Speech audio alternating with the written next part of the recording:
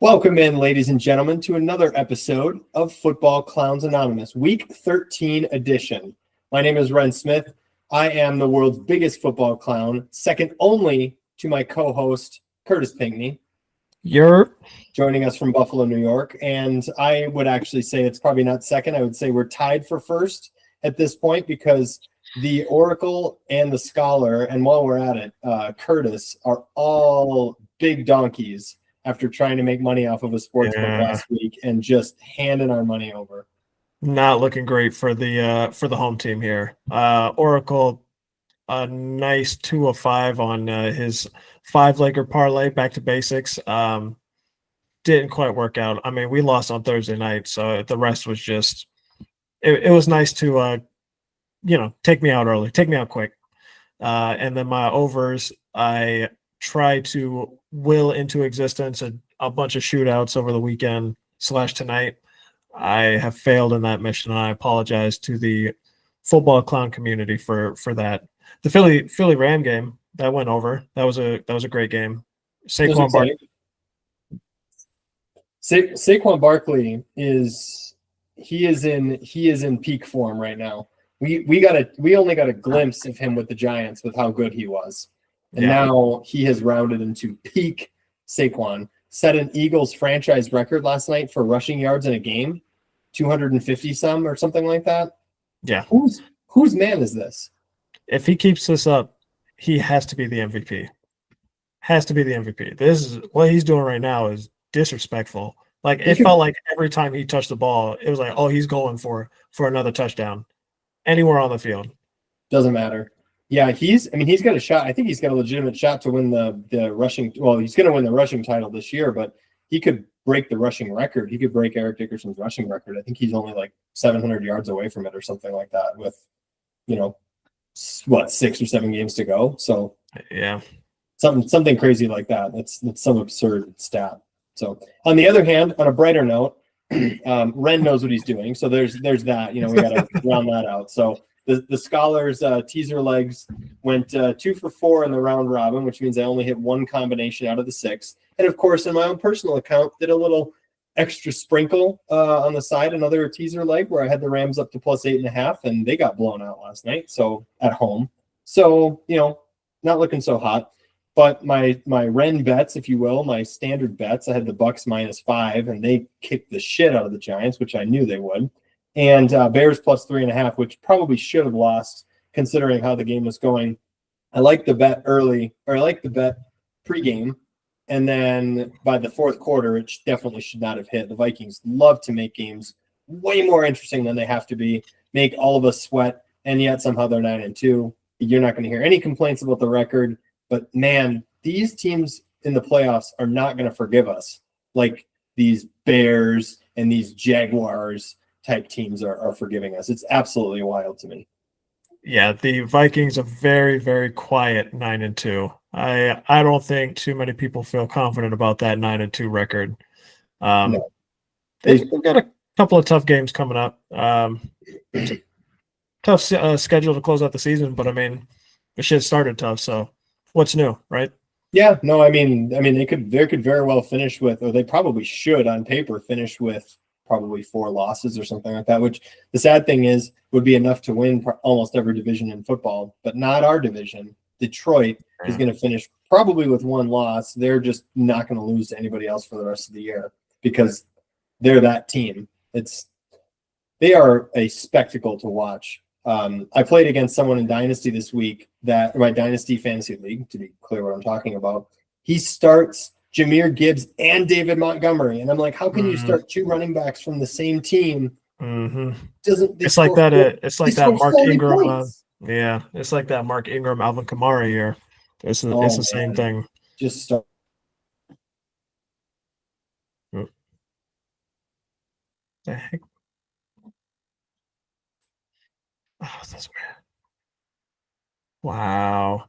So I think I lost my co-host. Or is it me? Did I lose me? Nah, I definitely lost my co-host. That's crazy.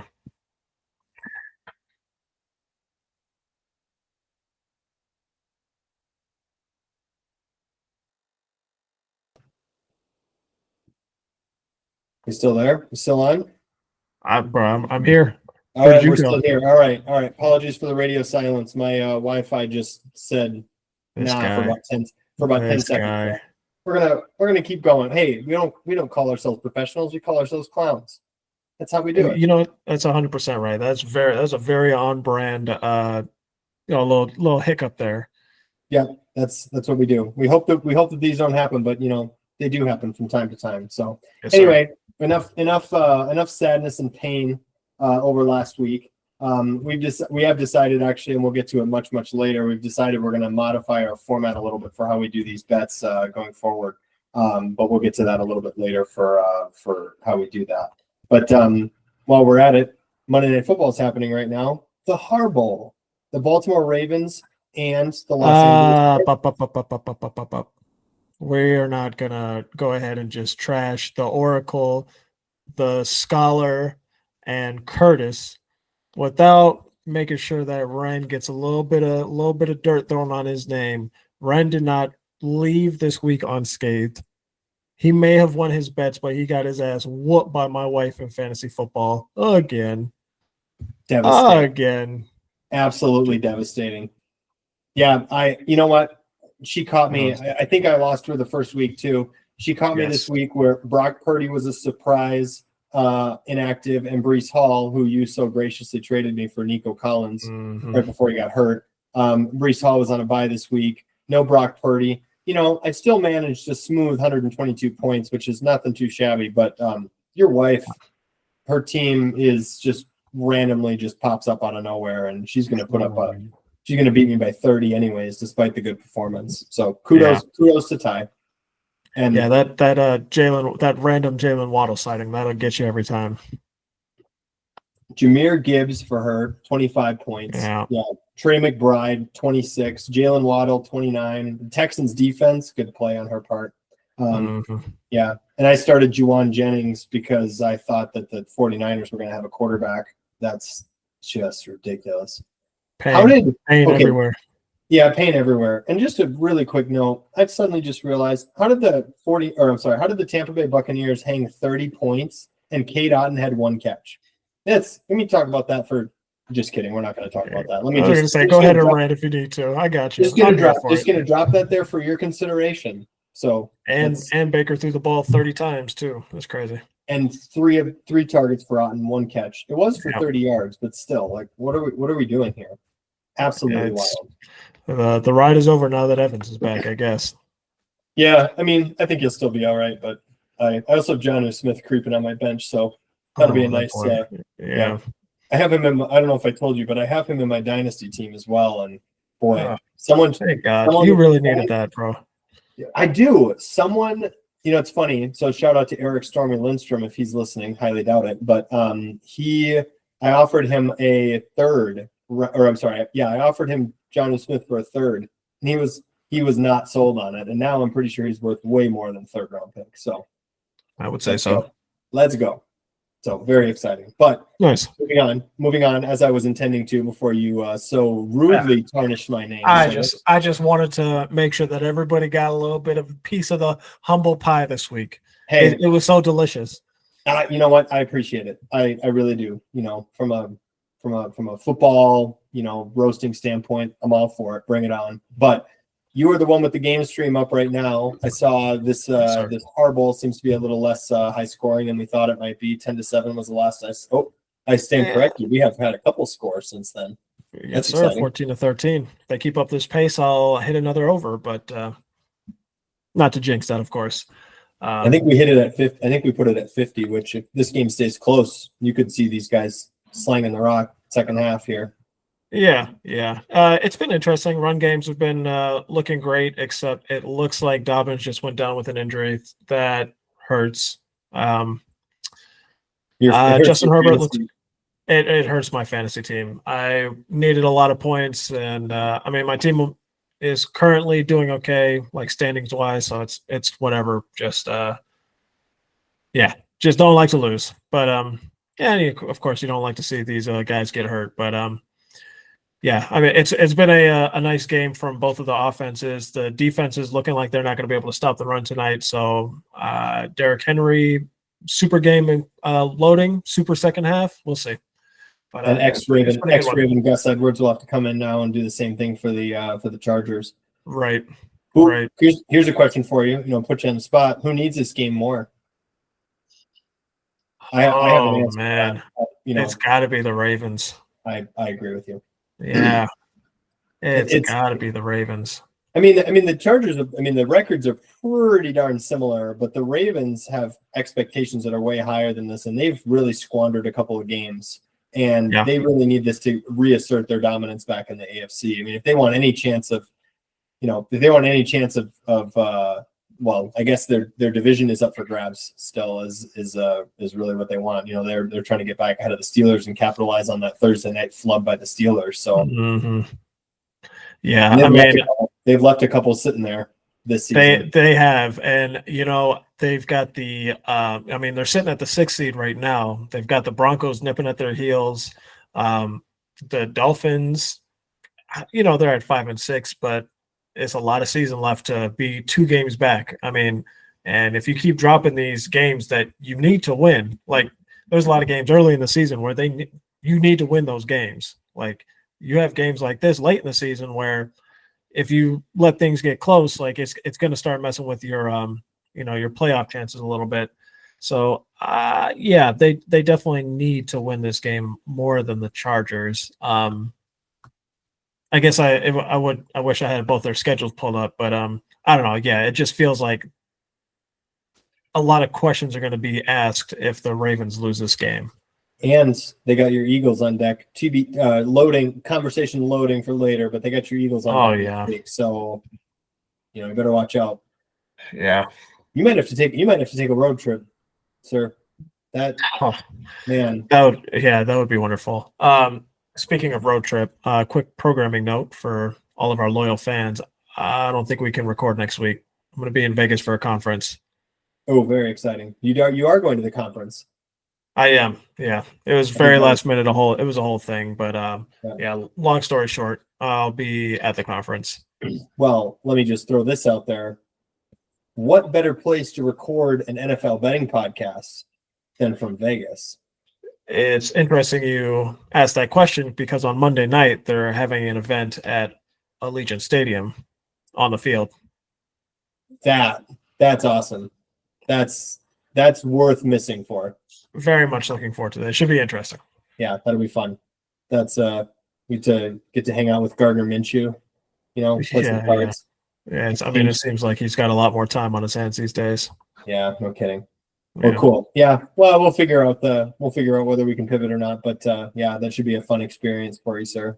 And yes, sir. Yeah. We have a lot of games to get to here. We want to recap some of these exciting headlines from this past week.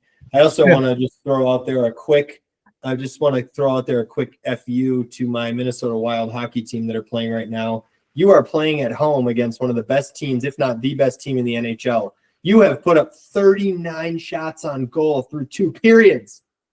How are you losing? Okay, we got 1 period to go. Deal with it. Told Kurtis I was going to do that. I'm sorry. I snuck it in at a bad time, but had to do it. You know what? You got to get those kinds of things off your chest. You can't let them fester. It's not good for your health.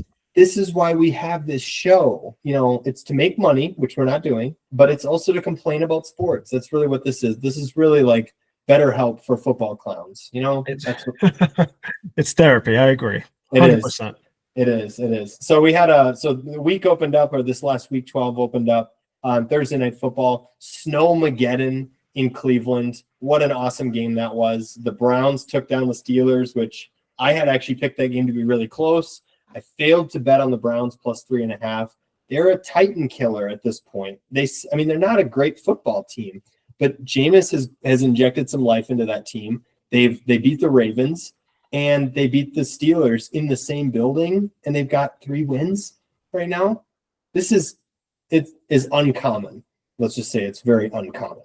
Yes, but it was an amazing game. Jameis Winston still threw for 200 yards in the snow.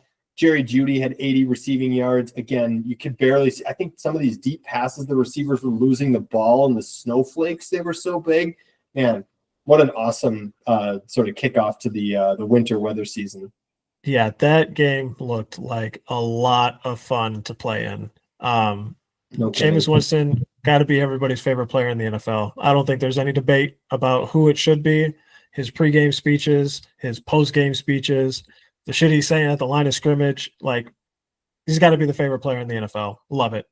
And speaking of favorite players, got to be one of your favorite running backs, Nick Chubb, going for 2 touchdowns, putting away the Steelers. What is that? It's great. I mean, the AFC North, man, that division, gotta love that football. And what's crazy is the that Steelers Bengals game coming up, just some more great AFC North football. Yeah, that's gonna be awesome. I love that. I love that all these stadiums. You know, I say this as a Vikings fan, so we're kind of sellouts on this regard. But I love that all 4 of those AFC North stadiums are outdoors too. So they're just completely getting just the whatever wet nutsack of weather is being dragged across the face of these games is just they're just wide open for it. These lake effect snowstorms off of Lake Erie, man, it's awesome. Yeah. Those games get pretty wild. Very colorful language by my co-host this evening. Absolutely. You know, I'm here for you to just listen to this later and just be like, what in the hell is this guy talking about? I'm here for it all day. One of these days you'll wisen up and find a less bizarre co-host. But that's what I'm here for. That's what I'm here for, just to make everybody feel a little on edge. But speaking of making people feel on edge, how about the Arizona Cardinals? And sort of how I think maybe you thought I was going somewhere else with that, but actually I very well could have. I was looking for one that I know you want to talk about here. You know, the Arizona Cardinals. You're hot, then you're cold. You're yes, then you're no. Holy crap! How can you go from being so good to being just bad? And it's wild to me because I think our expectations coming into the season were higher. They were really low. We were kind of on the higher end of that, which I think has definitely kind of panned out overall. But it's just interesting. They can't seem to repeat or stay consistent. Not even a little bit. It's crazy that, like you said, the past, I think it's 2 weeks, they looked unbeatable. Offense looked like it was in sync. Everything's clicking. And then you have a week like this, and it's just like, wah. Like, what the hell's going on? Complete I mean, maybe that Seahawks defense is. I know at the deadline they picked up a couple of defensive players. I mean, the head coach is the former DC for the Ravens defense last year, which we all know was a wall. Like you couldn't do anything on it. So I guess there is a reality that the Seahawks defense is starting to figure stuff out. For as weird as the Cardinals season has been, still 6-5. Still in second in the division. The only reason they're in second is because they got the tiebreaker just went to the Seahawks. But honestly, it's a really interesting division. Actually, or it'll be really. I don't know that it's necessarily interesting because there's great teams in it necessarily, but you've got at least 3 teams. Well, no, actually, all 4 of those teams in that division that could still reasonably win that division at this point, which is probably not something you can say for any of the other divisions. And it's like, really is anybody's division, anybody's ball game to win that one, and kind of who's going to want it down the stretch. Should be interesting, actually. Those division matchups in week 18, they always do just division matchups the last week of the season, and that could very well be the week. Whoever's playing could very well be the decider for who. 100% what it's coming down to, because I mean the bottom 2 teams are 5 and 6, so everybody's within a game or technically 2 of each other, but like. It's anybody's division at this point. Must watch TV. Yes. I mean, honestly, the Cardinals as a team is kind of like a representation of what the division is in itself. Very hot and cold. These teams, 1 week they're, okay, there we go. That's the Rams that we know. And then the next week is just like getting blown out by a respectable team. You know what I'm saying? Not going to name any names. Not going to name any names. Of course not. No. It'll be interesting to see how that one plays out. Actually, the Vikings have the Cardinals. I'm gonna name some names. We're not letting it go. The Eagles, sir. Who do those Rams get steamrolled by? I need to know. Somebody tell me. The Rams got steamrolled by the Eagles. They got steamrolled by Saquon. They got steamrolled by Saquon Barkley. That boy is a dog. They got steamrolled by the Eagles without Devontae Smith. I know. And that defense is running into shape too. It's funny. You texted me earlier today about Eagles and Lions NFC Championship game, and I was already kind of thinking, or before you said anything, I was like, you know what, that's probably going to be what ends up happening here, because you can't look at any team right now, really, other than the other one, that you think could beat those teams. I mean, those teams are kind of buzzsaws right now. It's kind of wild to me. And I think if the Eagles pull off this game, that'll be a really nice cherry on top to we are 100% legitimate right now. Oh, absolutely. I would say you're already there. As long as you keep that game close, you're already there. But who knows? The Ravens are kind of hot and cold too. They just talked about the Cardinals. They are. But I mean, they're looked at like a Super Bowl favorite right now. Like, so if we go into Baltimore and rough them up a little bit, I would feel very good about the Eagles' remainder of the season. Then who's the new Super Bowl favorite? Well, it's probably still the Lions, but it's definitely the Lions. Yeah. I don't know. I was going to say it's got to be whoever comes out of the NFC, but you know that Patrick Mahomes is going to scrape by, find a way, and no. The three teams coming. Speaking of, go. Well, yeah. The Chiefs do not know how to win clean, it would seem. And I have two ugly wins to talk about here. But boy, Kansas City goes into Carolina, and this should be one of the most, shall we say, David and Goliath games of the season so far. And the Chiefs just let Carolina and Bryce Young. Like, my question, and you don't have to answer this, but I'm now starting to question, maybe after this game, whether Bryce Young is okay. Like, I'm here making the Zach Wilson comment that you made last year. Is he okay, or is this Chiefs team just playing to their competition literally every single week? It was amazing to me that Patrick Mahomes needed a game-winning drive with a field goal when they were favored by 11.5 points in this game on the road. Like, I don't know if and you have to maybe look at it like the Chiefs probably didn't show up to play this game mentally because they didn't think they had to. I mean, and why would you if you're the Chiefs, right? The Panthers have been such a dumpster fire for the last year and a half. But it was impressive. I'll give the Panthers a little credit. It was impressive seeing them hang around. But I don't know if it was more impressive for the Panthers than it was kind of just a little bit suspect looking at the Chiefs on that one. Yeah, I can't answer for sure. I didn't get a chance to watch that game, so I don't know. But I think any way you slice it, I mean, it's got to be looked at. I mean, Bryce Young, the past couple of games, since he's been back, I mean, look decent. I do wonder if maybe that Chiefs defense is maybe not what it's cracked up to be. If it's letting the Panthers drop 27 on them, which I don't think. You were talking earlier about the Chiefs are just going to always be that team in the playoffs, and it's just going to be another one of those years, and blah blah blah. And I have questions about that now. I mean, we just watched them play a good team in the Bills, and it wasn't a particularly close game, or it didn't quite feel like it, in my opinion. I might be tripping on that, but and now we find ourselves struggling a little bit against the Panthers. I don't know. I mean, record obviously still says 10-1, but they've got a couple of interesting games coming down the stretch here, so we'll see.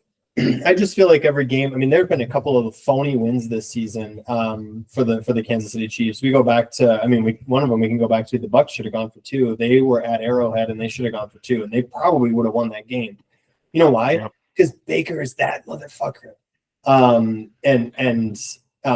So they've had a couple of these games, and they scraped by against the Raiders, and the Ravens probably should have beat him in the first week.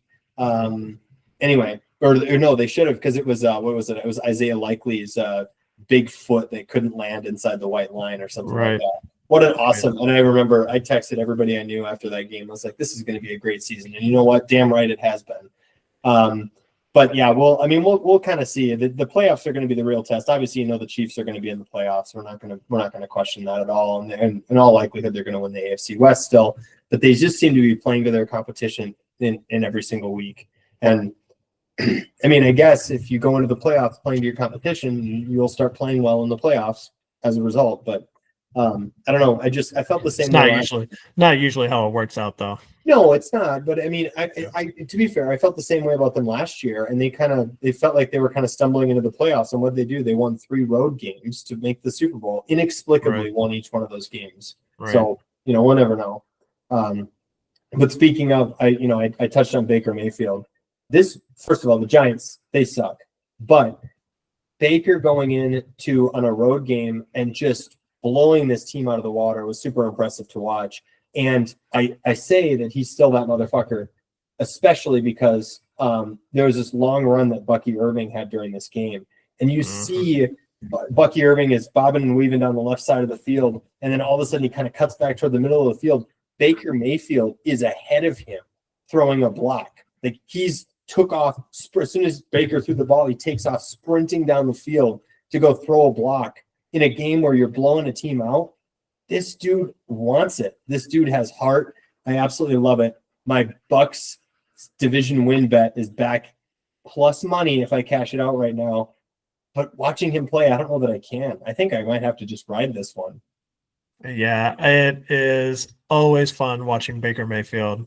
If Jameis wasn't in the league, Baker might have had to have been the favorite player. You mentioned Bucky Irving. Is that guy for real?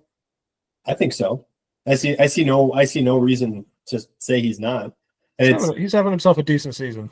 He is. And if Eric Strong Lindstrom is still listening, shout out, I didn't want Rachaad White from you, and that's why. Sorry. Go on. Yeah, the Giants, we'll be talking about them a little bit later. Not great. Bucks, I am praying that they make it into the playoffs because I think the playoffs would be way better having the Bucks inside of them. The Falcons, they don't really excite me. I'm going to be honest with you. I'm going to throw a little shade at the Falcons. Kirk Cousins is just a statue. He happens to have good weapons, and they happen to win close games that they shouldn't win. Like they, stole one from the Eagles early in the season. You can make an argument they should have lost both of those Buccaneers games they played. They absolutely should have at least split, and that's what disgusts me about that bet. But yeah. So that's three wins right there. That should probably be losses in my humble opinion. I mean, obviously it is what it is on the win-loss column, but it feels fake, and the Buccaneers feel a lot more for real, even without Godwin.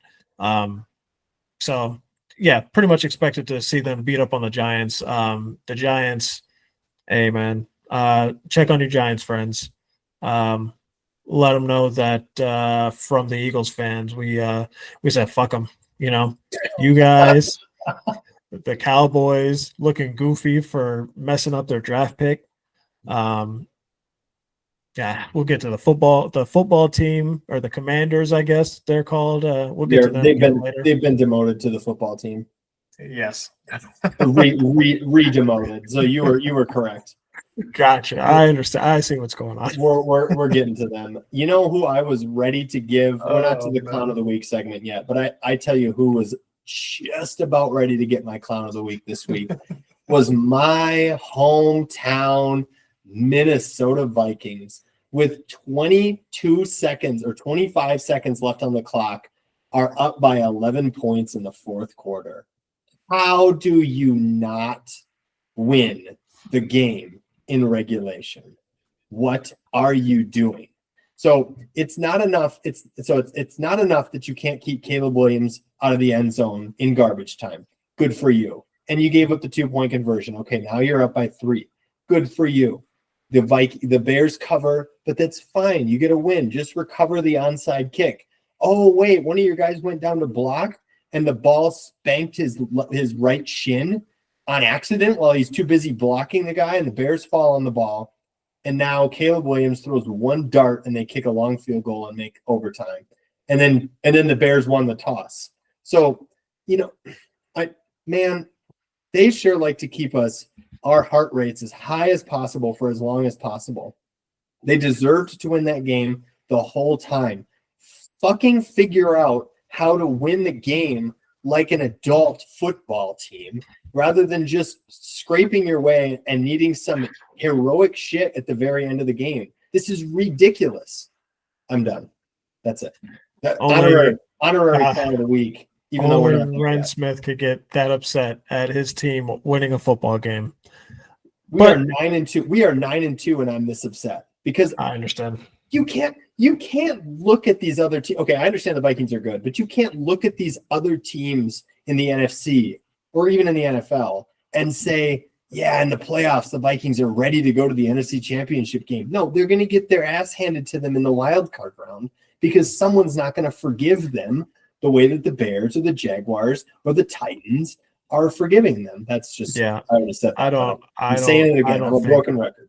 I hear you, man. I don't think anybody's scared of the Vikings right now. I've seen them in the playoffs.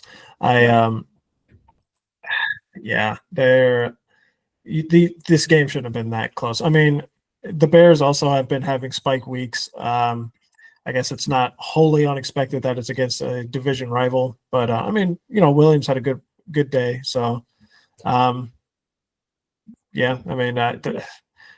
just checking out the box score now. I mean, shit, Sam Darnold was slinging that thing all over the place.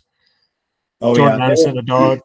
Well, and it shouldn't have even been that close, too, because I think it was in the first quarter, Aaron Jones fumbled at the goal line, too. It's like, what do you, I mean, stop.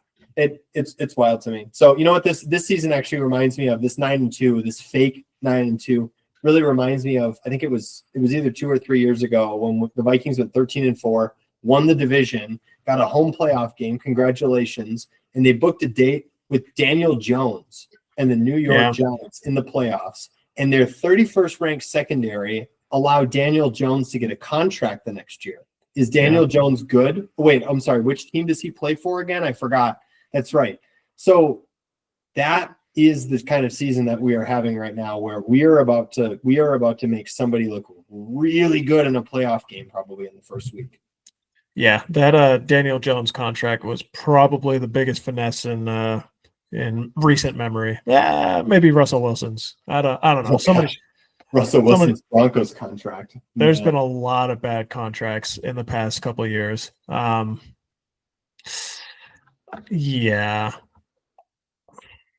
Ugly.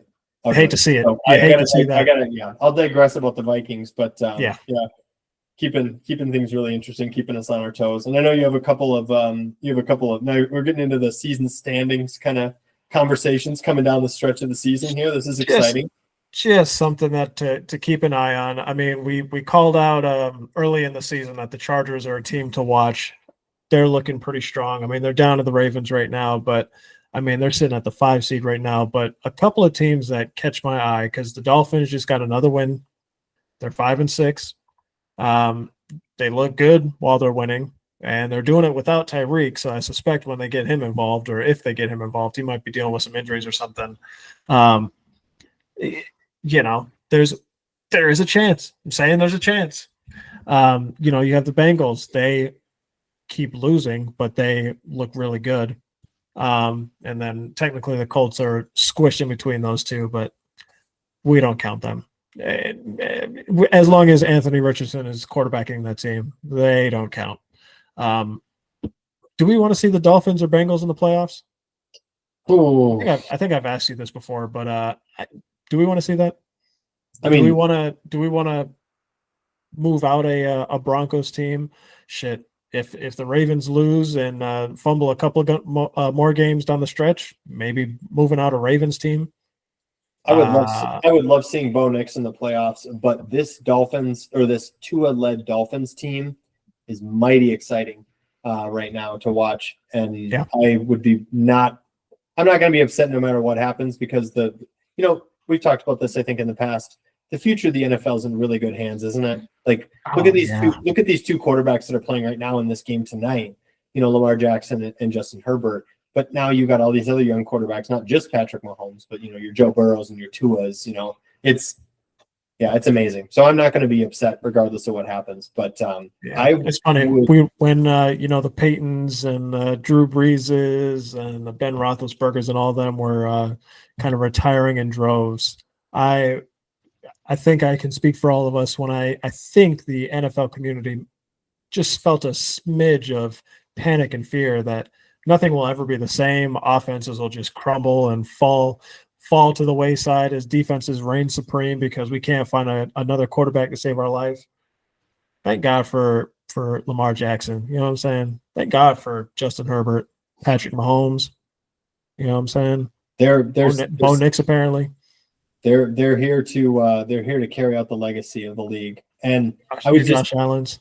Come on, Josh. Yeah, I was just thinking about this before this game kicked off. This Monday Night Football game kicked off. I was thinking, like, we heard all these stats about like Brady versus Breeze and Brady versus Rodgers, and every time those matchups came up, it was just this historic clash. And you'd see the record from the 15 or whatever times that they've played in the past, and how many touchdowns each has against the other, and all that stuff. And I'm thinking to myself, 8-9 years from now, that's going to be like, that could very well be just versus Lamar Jackson. I was thinking Josh Allen, Patrick Mahomes, because the Josh Allen way they talk about those two high on that list. And nobody's going to be showing stats from Trevor Lawrence versus Joe Burrow because he's going to be gone. I was going to say Joe Burrow versus Lamar, though, because those games have been going crazy. Absolutely, they have. You said it whatever last week or the week before. Must watch TV every single time they play. It has to be. There's no other way around it. Yes, sir. Absolutely amazing. All right, let's move on to our favorite segment of the week. This is called The Clown of the Week. And no, it's not us, even though we called ourselves clowns. This is the worst of the worst that we saw this week in our NFL fandom. So, Kurtis, would you like to go first? Everybody in the NFC not named the Philadelphia Eagles. I can't stand you. Oh my God. I can't believe you. It has to be. I have down the Giants. I'm gonna go ahead and spoil yours. You got down the Washington Football Clowns. The Cowboys should still be in here because fuck them. Fuck Jerry Jones. He's in here sitting in his stadium with damn sunglasses on, goofy. Bro. The NFC East has laid down and allowed the birds to fly. Eagles fly. Oh, and it feels so good. I'm going to stick with the Giants because we just watched Saquon run for 255 yards. They just released the quarterback that they signed to a $80 million or whatever, $40 million contract. Walk out the door. The person that they kept on board instead of Saquon Barkley, the Eagles paid Saquon a smooth $12 million for 255 yards. I think that was just on the ground. Let's not even count the receptions and the receiving work. Just let that walk out the door. And he's been doing that consistently. Just, bro, it can't be stopped. Eagles defense, beautiful. Oh, where I'm talking about the Giants. I keep getting distracted. You're just getting such a stiffy for your birds. Motherfucking Giants just laying down to the Buccaneers, bro. They had Tommy DeVito standing back there, just looking scared. You got the same results with DeVito that you got with Jones. I mean, Malik Neighbors very upset after the game. Pretty much said that, and I didn't see anything incorrect about his statements. Tommy DeVito looked awful in that game, and growing to the number one receiver on your team, not a great recipe for success there. That's what I mean. Like you get rid of your star running back, and you basically are like, yeah, Daniel Jones, we'll draft him a receiver, and he'll lead us to the promised land. How'd that go for you? It's not even Thanksgiving, and you don't even have him on your team anymore. The Giants waived him. Now, in fairness, they suck, but at least they know how to suck. Because they basically just said, you know what, we're gonna tank for a good draft pick. And you know how we're gonna do it?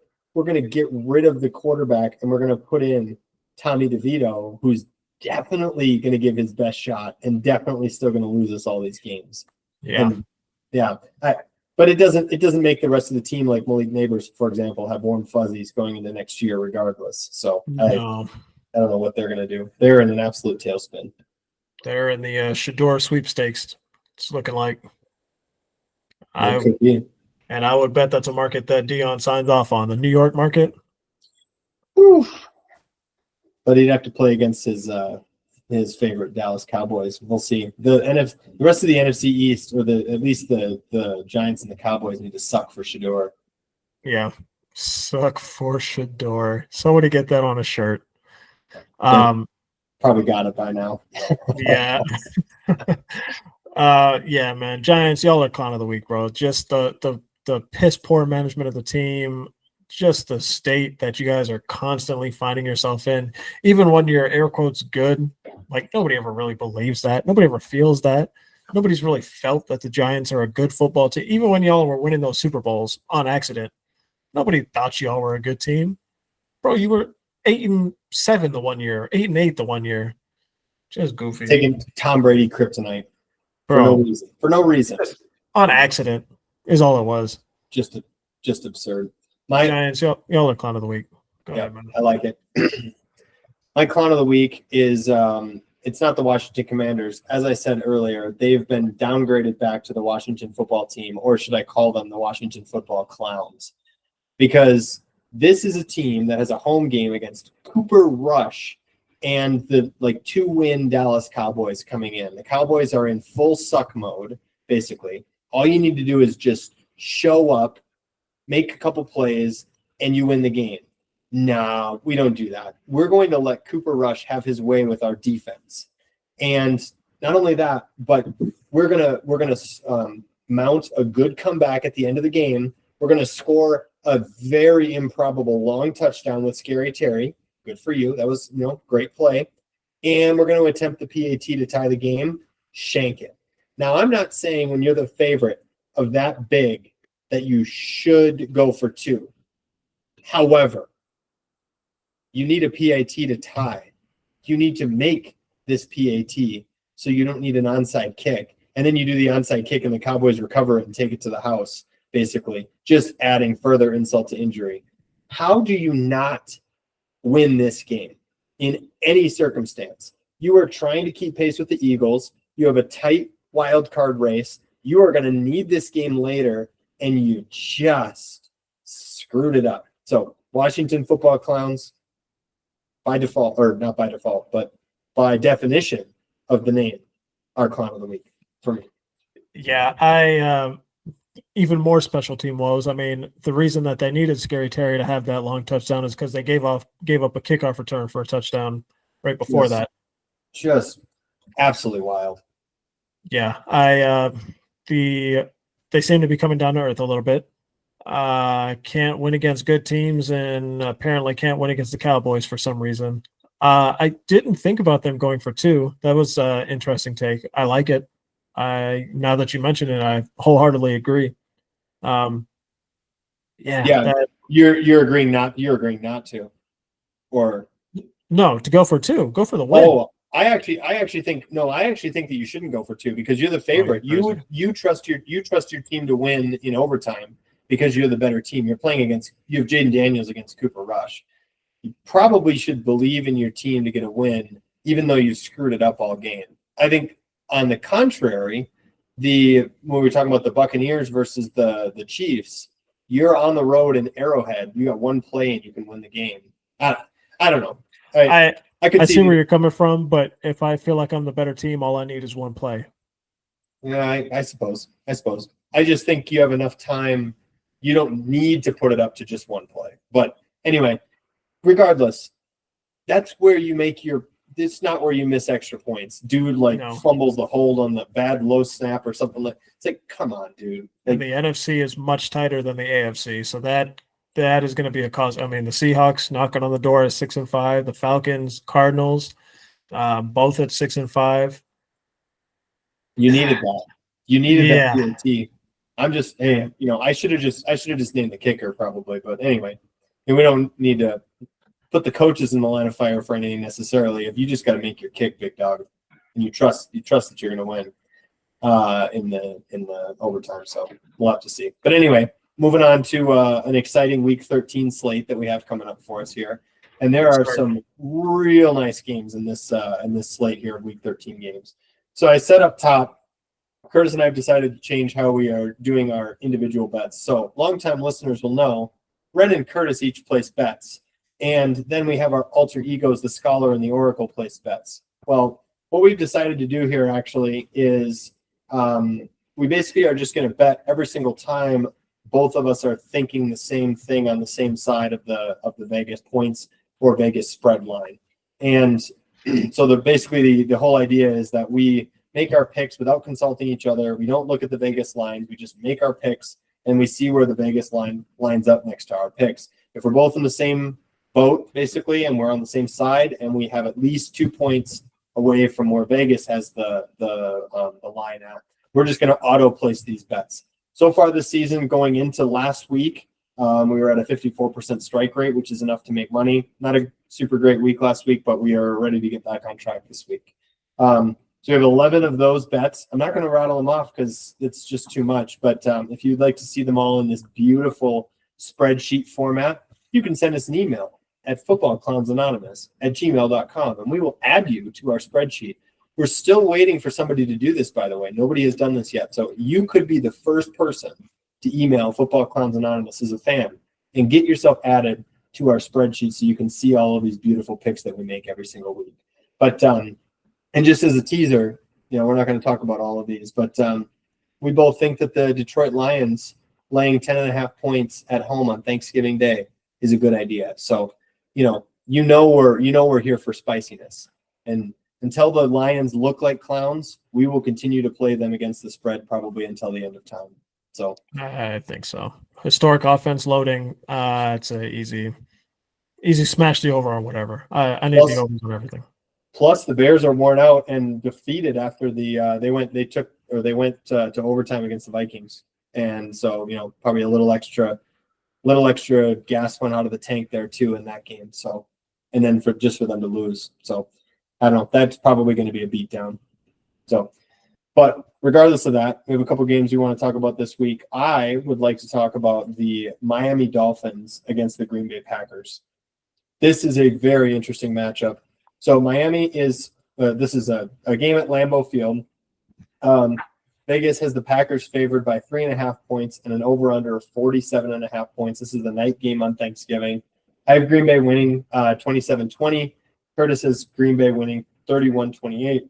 So we're both in the same vein here with the Packers winning. I'm basically right on the points total, and Kurtis is right on the spread, the Vegas spread. So we're not going to actually touch this from a betting standpoint, but definitely seems like we're both ready for the Packers to roll in this game, or at least get a victory here, which is interesting because we were just talking about how good the Dolphins look with Tua under the helm. So any comments, thoughts?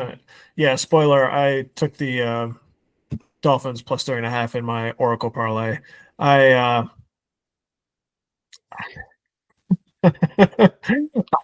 Oh man. Okay, go on. Yeah, we'll get to it. I think the Green Bay Packers should win this game.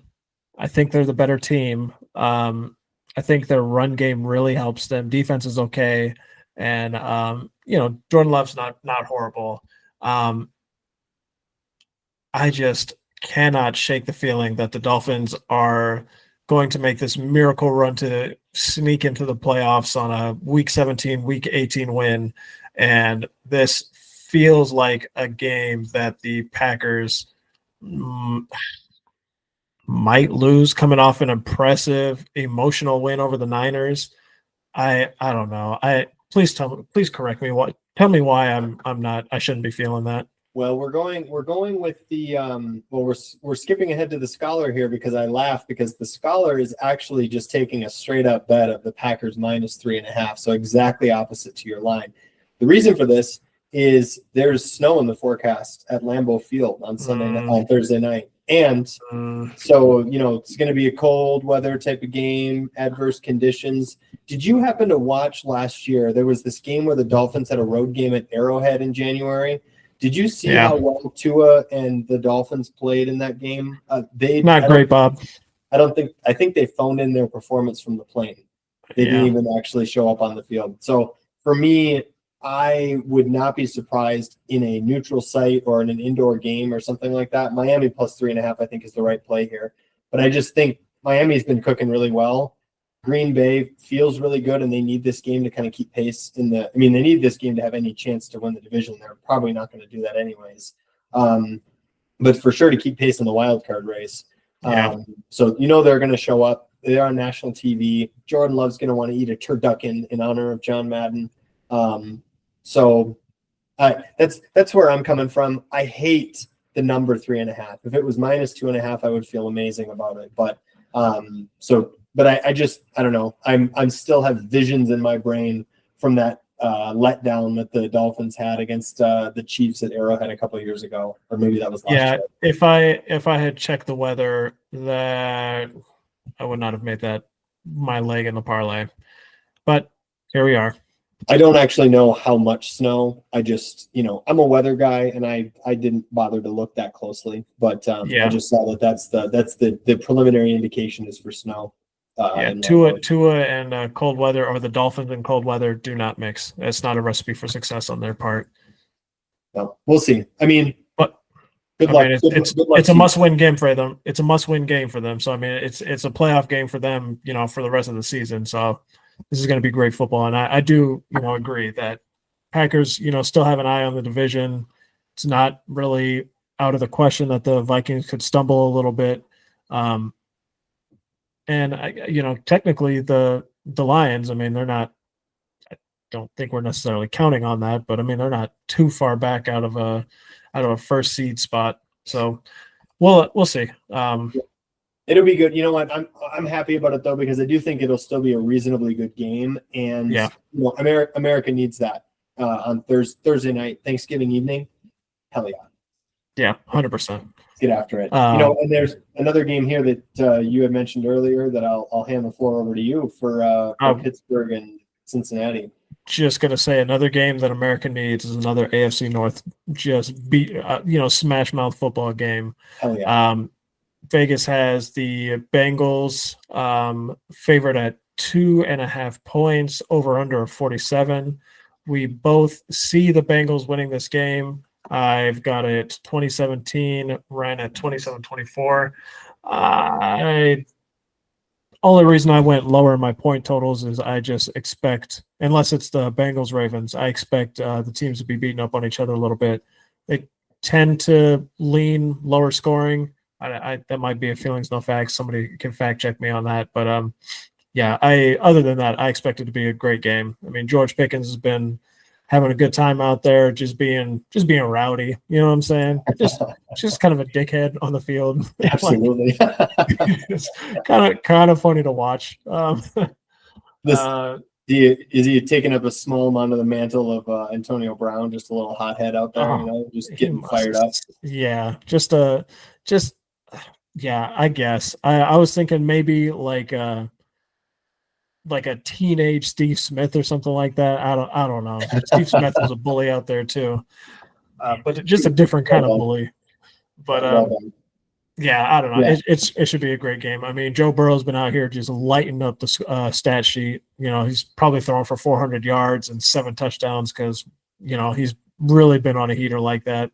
Jamar Chase and T. Higgins are both going crazy. Russell Wilson is going to have a good game. I don't know. He played well on Thursday, even though they lost. But the week before, he looked like ass. I don't know. You'd think they're due for a bounce back spot, even though it'll probably go to the Bengals. It's just that smash mouth kind of on brand for the AFC North is, I think, what we're all hoping for. But we'll see. And I didn't actually bother to check the forecast. It's a little early for Sunday to know exactly what it's going to be like. But for all we know, this will be another one of those Snowmageddon type games. I'm not sure that that's necessarily the case. I did actually pass up on taking the Steelers. I thought about them as a teaser leg in a game like this.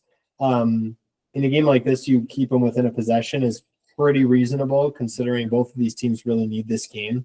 Unfortunately, the line had moved to +3 by the time I actually went back and saw it, so a little less confident in that. But I think it is going to be a really good game, and I'm looking forward to kind of seeing how that plays out. These games, you said it's Baltimore and Cincy as must-watch TV, but honestly, these AFC North games are all probably, for the most part, must-watch TV here for the rest of the season. Because Pretty- even the Browns have pretty shown great. that they can kill. Even the Browns have shown they can kill anyone Yeah. if they need to. So Yeah. it's kind of amazing. You Moving know, on. just a quick shot at God. at Voldemort. I'm pretty sure that Jameis throwing in the snow, yardage wise, better than anything he put up this season on the stat sheet. Just let that soak in for a half a second. We can go back on. Kind of wild. Kind of wild. Somebody can fact check me on that, but the fact that you got to stop and think about it. Hate to see that. Arizona, Minnesota. Go ahead. Yeah. So we talked about the Arizona Cardinals being hot and cold. Arizona Cardinals have a road trip. They just got off a road trip to Seattle, and they go back home, and then they got to fly all the way back across the country again, or at least, decent distance, I guess, up to Minneapolis to face the 9-2 Minnesota Vikings. Vikings are favored by 4 points in this game when we originally took down the line. Interestingly, we both have the Vikings winning. I've got a 28-27 shootout. Kurtis has got a 20-13 kind of, almost like a smash mouth football game, even though we're talking about something being played indoors, which I think is kind of interesting. The Vegas point total is 46.5. So we both have the Vikings winning, but very wildly different games here, it would seem, as far as exactly how this manifests. Now, I would say I understand wanting to keep it a little lower scoring, knowing how the Vikings have been kind of, again, playing to their competition and how Arizona's been the hot and cold kind of thing, struggling to get anything going. But at the same time, they've got a lot of really good weapons on this team, and the Vikings secondary has shown some holes, I suppose. So this is where I kind of get the shootout from. Again, it's indoors. I think that Cardinals are going to be ready to put on a show again. I have a hard time picking against the Vikings just because Arizona is very inconsistent, and the Vikings have been consistently squeaking out games they probably shouldn't win. So that's kind of where I'm coming from. But what I'm hoping, as a Vikings fan, I'm hoping that this is the moment now after 3 straight road games, which we won all of them somehow. We come home and just lay the wood on this Cardinals team. But I don't know. I don't see it. I think that'll happen. So, the reason I kept it low scoring is, Arizona against maybe a good Seahawks defense didn't put up very many points. We know the Vikings defense is good. Yes, the secondary a little suspect. I would argue their option, that receiver and tight end, they've got McBride, dog, Marvin Harrison Jr. I don't necessarily think it's fair to call him a dog at this point in time. I don't think his season warrants that, or what we were expecting his season to be anyway. Sure. So, I guess I say that to say, I don't necessarily think that you're scared of Marvin Harrison Jr. And, James Conner concerns me a little bit, but the Vikings, I believe, have been pretty good against the run all season. So, and, we just saw they just ran the ball 7 times for 8 yards against the Seahawks and couldn't do anything on offense. I think if you take away that run game, the Cardinals offense just falls apart. So I don't, I think they might have trouble getting things going again this week. And Vikings only get 20 because Sam Darnold's the GOAT, but I don't want to put too much respect on the GOAT. You know what I'm saying? Let's just be cool. They've scraped by with a few of these kind of weird games the past couple weeks. So let's just be cool. No, I like that, because I don't want you to. If we both put too much respect on Sam Darnold, he will come apart at the hinges. Basically, we've seen that he has the potential to do that. Yeah, and I'm sure he's getting away with some ball. I'm not watching these games super close, but I would have to bet he's probably getting away with a few slick ones here and there that probably should not work out. His receiver room is excellent right now. Every now and then they're bailing him out of a couple of these, but at the same time, when your receiver room is like that, you may also take a couple more chances maybe than you ought to sometimes too. So that's a give and take. It's a give and take. And lastly, sir, the game of the week, which I want to give you the pleasure of describing this game, where your Philadelphia Eagles will take on the Baltimore Ravens in Baltimore. Yes, sir. Vegas has Baltimore favored by 2.5 points, over under 50. We both have the score 31-30. Ren is cheating towards the Ravens. I'm cheating towards the Eagles, of course. Um, what can you say? I mean, the It's Eagles a are going to win this toss-up. game. And it's not a toss-up. If the Eagles are going to win this game, why do you only have it by 1 point? I'm just curious. I have respect for the Ravens. I have respect for John Harbaugh. I think the Eagles win this because the Eagles' defense is better. I think their offenses are kind of a wash. I mean, Lamar, you have to give the edge to Lamar in terms of quarterback. Saquon probably gets the edge over Derrick Henry the way he's been playing. I mean, the receivers probably go to the Eagles, but I don't know. Zay Flowers has been balling out of control too. So I don't know. And, Mark Andrews, I know he's been having a weird season, but he's still a dog. So, I mean, I don't know. Both of these offenses are pretty great, pretty tough to stop. The Eagles defense, I would think we can make a pretty good argument that they're playing better than that Ravens defense. And if the Eagles can make things a little difficult for the Ravens on offense, I mean, it could be a long day. I mean, if they can force a couple of 3-and-outs and have a couple of soul snatching drives with Jalen Hurts and Saquon just grinding it out, that could be a long day for the Ravens. I mean, they've got the offense to control the game like that, and I don't know. I think it should be interesting, but the way the Eagles been playing and the way that the Ravens like to drop games. And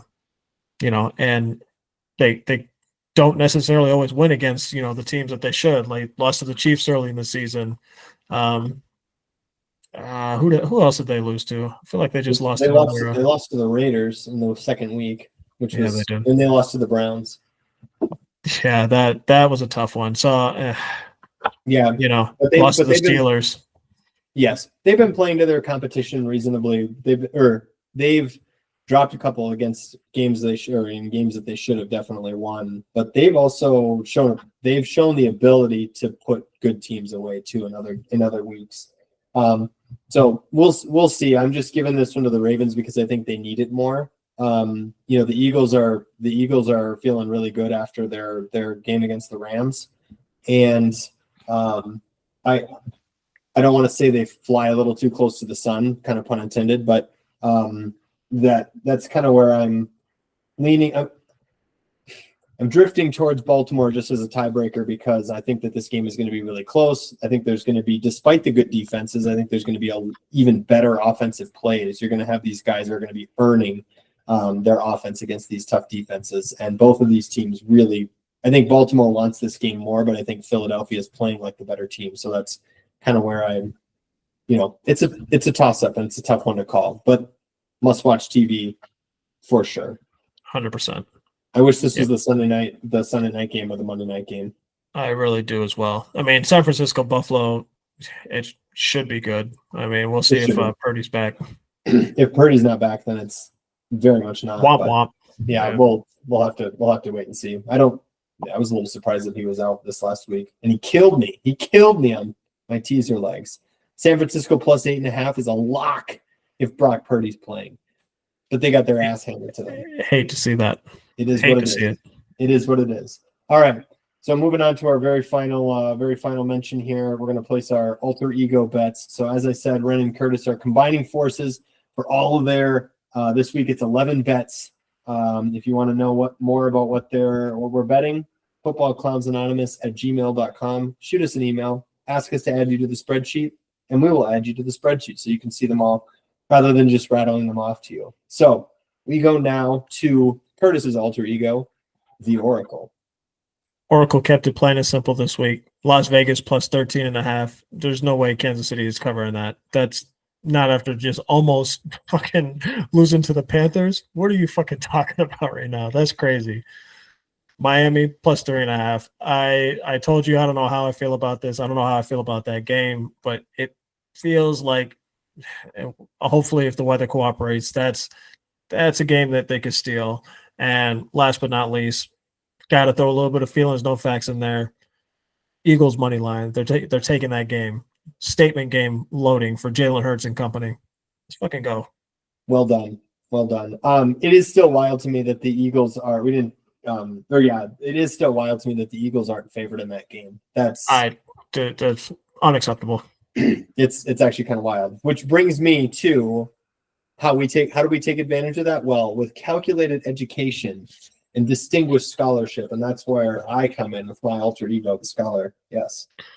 The scholar did not identify enough spicy teaser legs when he was placing his bets earlier today. A lot of the 2.5s moved to 3s.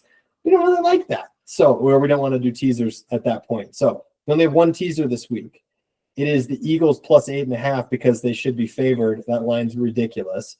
And I'm pairing it with the Falcons plus 7.5. Now, I know that sounds kind of dumb, and to be honest with you, it kind of is. However, the Falcons are coming off of a bye week. The Chargers are playing right now, and they have to fly all the way across the country on a short rest. So we're talking about teams that have a 14-day rest versus a 6-day rest.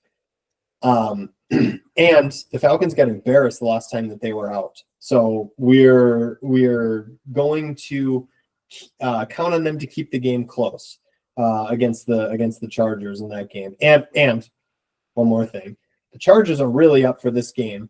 They want to win this game for Papa Jim Harbaugh playing against his brother.